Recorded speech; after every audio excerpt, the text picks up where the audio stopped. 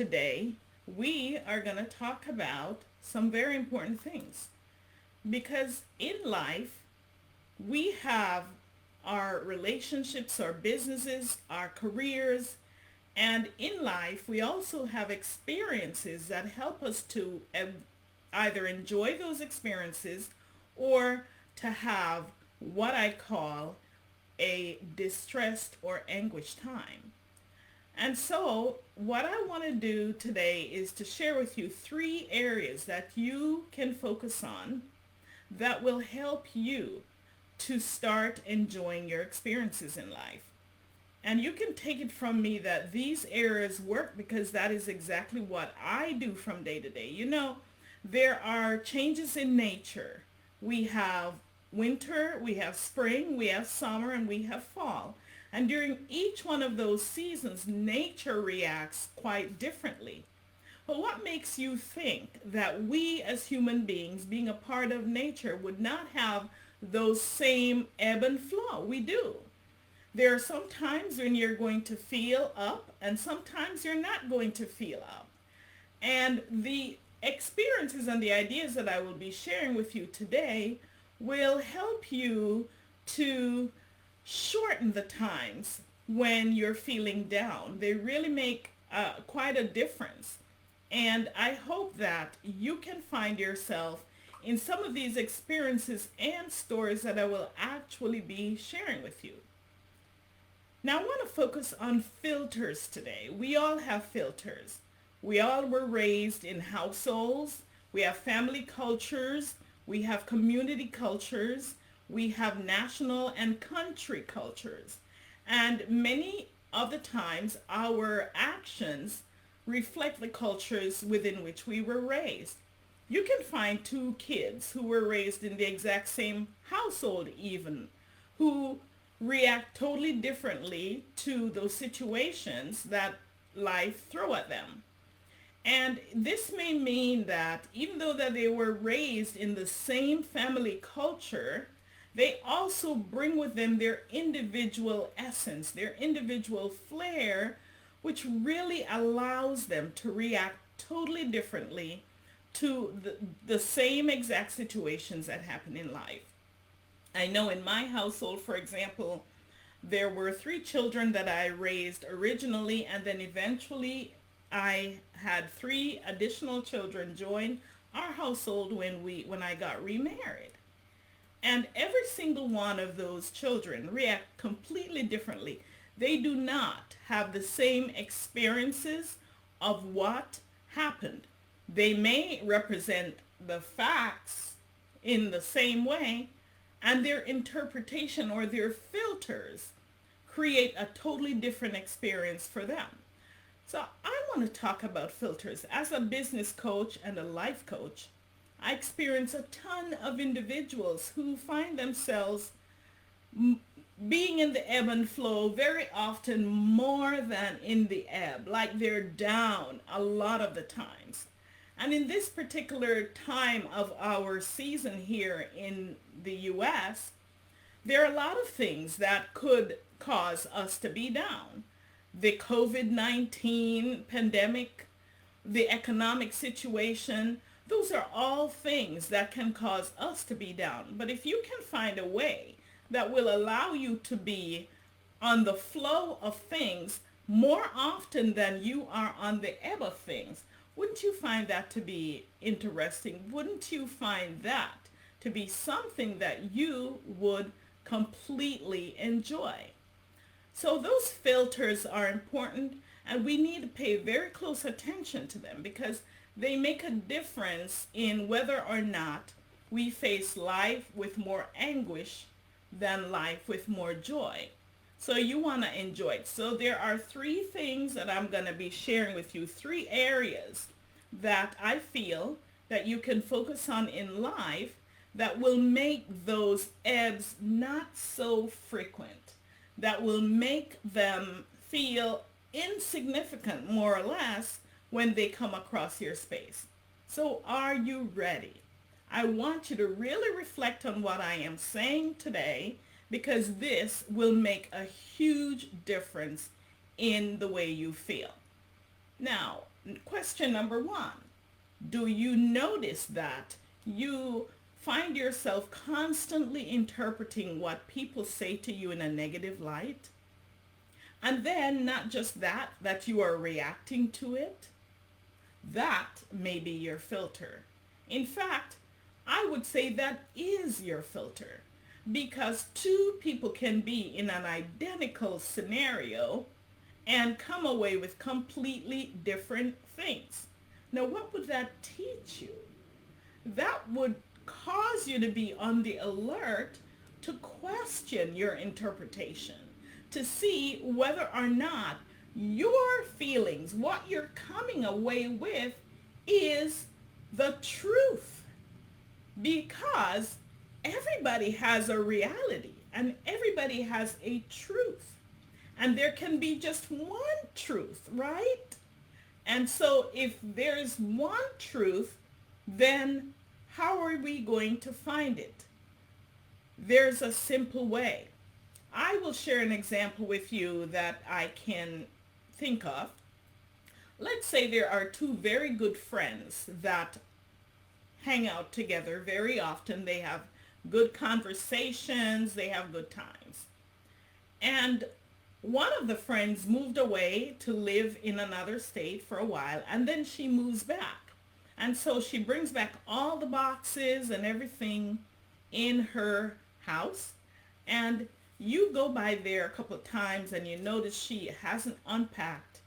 She actually has had a new job, and so she's busy, and your time may be a little more flexible. And you may say, you know, Joan, how about if I come over and help you to unpack your boxes one of these days?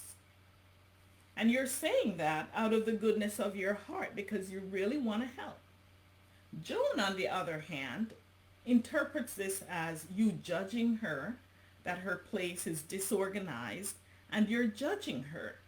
Now imagine that for a minute, if that really happened to you, because that has happened to me.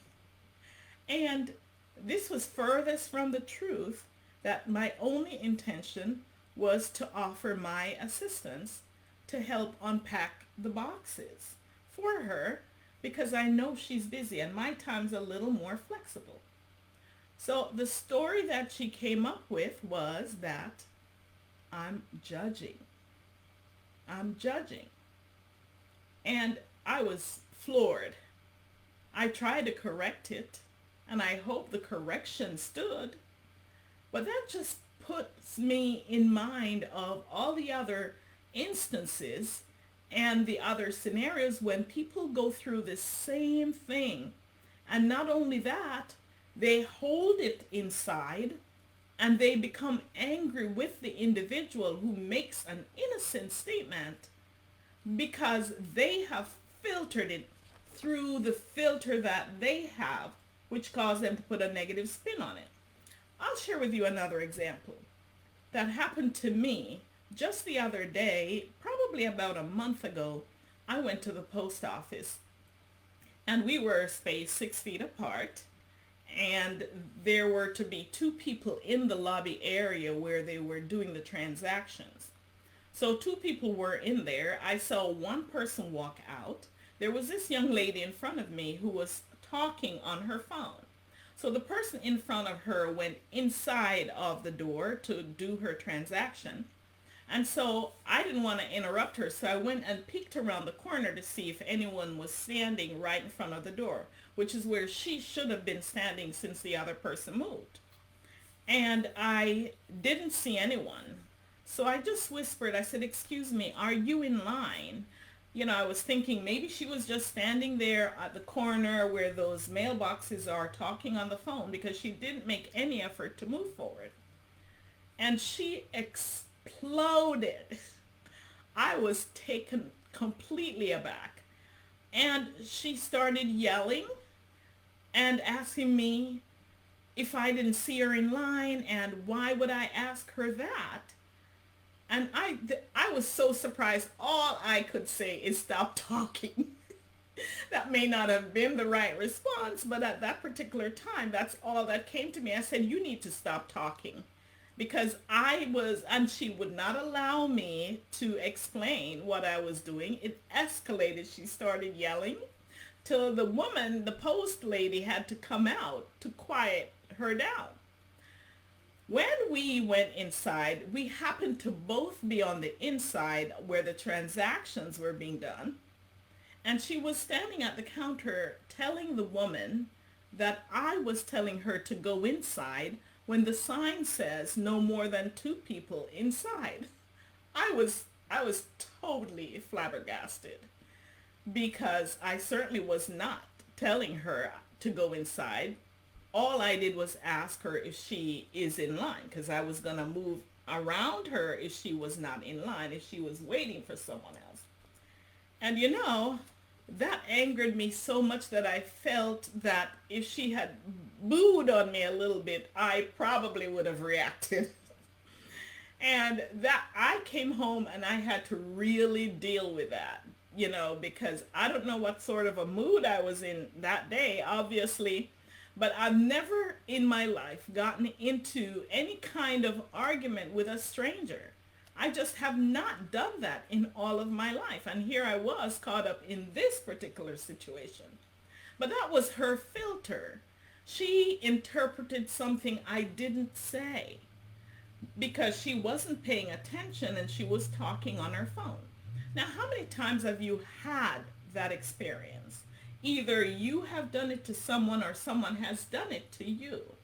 With either way, you really need to pay attention because sometimes some of these things, experiences with people, other experiences happen a lot. That I haven't had that happen to me prior to this. This was the first time I experienced anything like that, and it really threw me a bit. But sometimes I'm heading to number 2 now because number 1 was not interpreting correctly some of the words that others are saying to you. And then number 2, if you find yourself in a position where you are having the same unpleasant experiences over and over, no matter where you go, it's like different people, same experience, then what you need to do is to stop and reflect a little. What you have to do is to ask yourself, what is it about me that needs transforming? We are all here to be transformed. We're all here to transcend.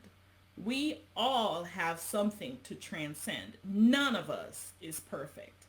And if we were, none of us would be here. We are here for the simple reason that we have something to transform in our lives. And we have to make the effort to see, not just with our physical eyes, but with our spiritual eyes, those things that are within that need transformation. And when they pop up, if you're having that experience over and over and over again, it means that there is something for you to pay attention to. See, nobody else is going to step out and relieve us of the weaknesses and the challenges that we have. Life is all about challenges, and those challenges are meant to be transcended. And you are given the power to do that. You have the power where you can transcend those weaknesses and not allow them to bring you down and to cause you to be in despair and anguish every single day. Now, you just have to believe that. You have to listen. Do you find other people saying the same thing about you over and over again? And if they're saying the same thing, pay attention. One thing I know people say about me is that I'm stubborn and I don't listen. Well, I've stopped and I've reflected on that. There is some truth to that. And then I reflect on when are those scenarios when I'm stubborn. Maybe there are times when I do it and I don't realize, because you know what? You don't see 100% of yourself. And because you don't see 100% of yourself, you need to be open to what others are repeatedly saying to you. So when I reflect on where I may be stubborn and not listening, is in the situations where I find that people have opinions, and I have opinions too. I like to express my opinions, and I will not be quieted by anyone who's trying to quell me and quiet my opinion on any single matter, especially if I know that what I'm doing is factual.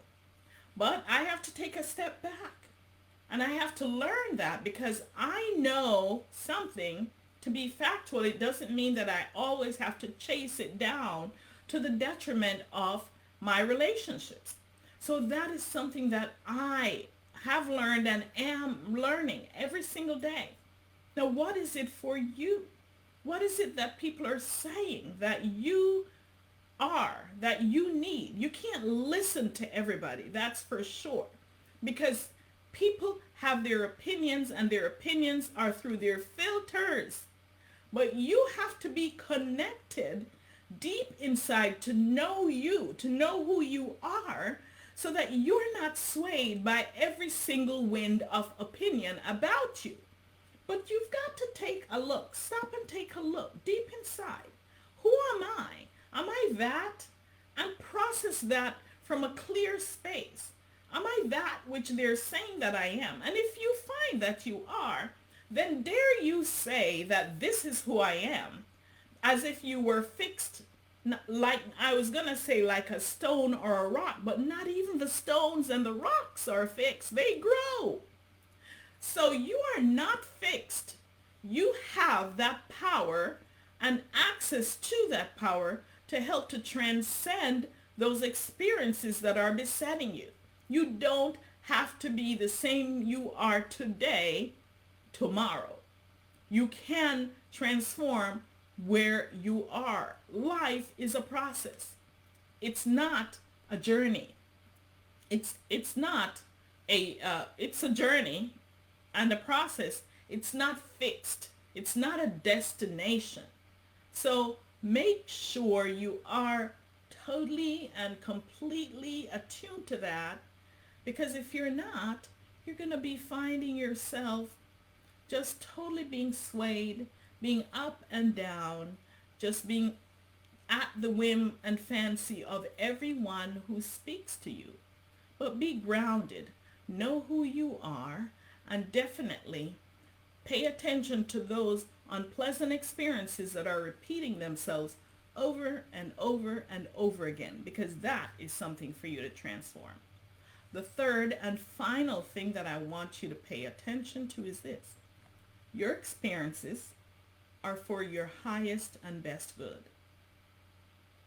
They may not feel like it while you're going through it. I have had some major experiences in my life that have caused me tremendous pain. I had a very abusive marriage in my young years. It was, oh my, words fail me to express it.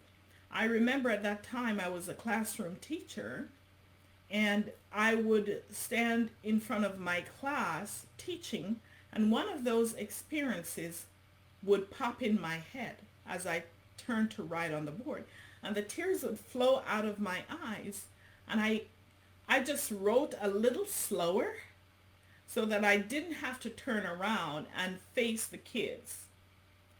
Those experiences infused every area of my life. And that is, at that time, I didn't know what I know now. I didn't have the tools that I have now to help me navigate through them. When you know that the experiences that are coming in your life are for your learning and for your empowerment in the future, that's a big stress relief. You never have to say, oh my, why me? Why me? You will, in the moment, just reflect and see what lessons you can learn from those experiences so that you're not constantly in an anguished mood, down and out, feeling depressed over everything that comes your way. And when you take that approach in life, what you will find is that life becomes so much more enjoyable. And those down times, when they do come, they will be so much less frequent, and they will last just a minuscule of time, whereas in the past they may have lasted for days or months. For me, years. They just last. And it's not that you're not having trials anymore, it's just that you're transcending, you are growing, you're transforming. So all the little things that used to pest you, that used to bother you, that used to throw you off your game, no longer affect your life. Now you find that it's bigger things that throw you off your game. And when you learn the tools, then you deal with those bigger things. They will hurt. You deal with them, and then you're right back in the game again. So your experiences are for your highest and best good. I want you to believe that, and I want you to ask yourself, what can you learn from these experiences that come your way? So I'm just going to quickly review as I close out, and then I'm going to leave you a link where I would like you to get a copy of my latest #1 best-selling book, which will give you some of the tools that you can use to help you to transcend, to overcome all the challenges and transformational experiences that are put in front of you for you to rise above. First thing is, make sure that when people are speaking to you, you are listening clearly. And yes, your filter will be in place, but before you begin to react negatively on those filters, ask yourself, could this be the only meaning? Or is there another meaning that I could gather from this, what I'm hearing? And think about that before you react. Don't be quick to react to what others are saying to you and to put a negative spin on it. Number 2, remember that if you have an experience that's repeating over and over and over again, different people's same experience, that is something you need to pay attention to transcend. We are all here to transcend, to rise up, to become better, to become greater, to become more powerful. That is why we're here, to overcome those challenges. Life is about challenges. They won't go away. What will happen is they will seem less powerful the more you transcend. So don't stay stuck wallowing in it, because then it's going to keep hurting. It's going to keep throwing you off your game. What you need to do instead is to transcend. Ask yourself, what lessons can I learn from this? And then allow yourself to transcend. And then third and finally, know this. Every single experience that you come across in your life is intended for your good, for your best and highest good, for your growth, for your transformation. There is nothing, when I say nothing, I mean nothing that happens by accident in life. You may think it is, but it's not. Okay? So understand that when those experiences come, you look for the lessons again, and just know that this experience will cause you to rise up to be so much better. Had I not had that horrible marriage, I don't believe that I would have risen to the level that I have in my life experiences. There are certain things that don't faze me. I see people freaking out and just going crazy over minor things. They don't even faze me anymore because I have risen and transcended above that. Now, of course, as I said, we all have things to transcend. I have more. I'm not perfect. That's why I'm still here. And so we continue to rise together. And so I invite you that you will rise together with me. And here is where you would go to get a copy of the book. Peace-power-profits.com, and then the / the dash book. peacepowerprofits.com, the book, backslash the book. And you can go there. That will lead you to Amazon, and you can get a copy of the book, whether digitally or in person. And when you get a copy of the book, read it. I believe it will help you to transform your life experiences. Take care, everyone. I am so happy and delighted that you were able to join me. Until then, this is Dr. Gwen. Bye.